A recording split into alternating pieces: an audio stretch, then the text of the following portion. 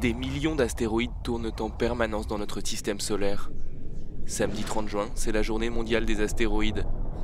À partir de 19 h en live sur le site de l'Asteroid Day, des experts et des célébrités comme l'astrophysicien et guitariste des Queen Brian May débattront de la façon de protéger notre planète de ses corps célestes. De grands astéroïdes n'entrent que très rarement en collision avec la Terre.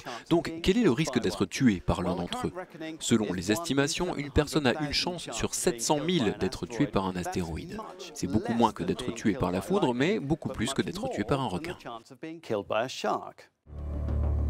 Plutôt rassurant donc, d'autant que la majorité des très gros astéroïdes, comme celui à l'origine de l'extinction des dinosaures, ont été identifiés et aucun ne représente une menace imminente. Mais l'Asteroid Day se concentre sur les plus petits astéroïdes, comme celui qui a explosé au-dessus de la ville de Chelyabinsk en Russie en 2013. Les experts continuent de faire des recherches sur ces plus petits astéroïdes dont la taille varie entre une voiture et un terrain de sport. Écoutez ce qu'en dit l'expert de l'ESA, Rudi Garrien. Actuellement, nous avons un niveau de détection d'environ 200 astéroïdes par mois, parmi lesquels 3, 4 ou 5 pourraient rentrer en collision avec notre planète. Même un petit astéroïde peut causer des dégâts énormes. Regardez cette animation réalisée par le Musée d'histoire naturelle de Vienne. Cela montre un bloc spatial de 100 mètres qui pourrait anéantir toute la ville.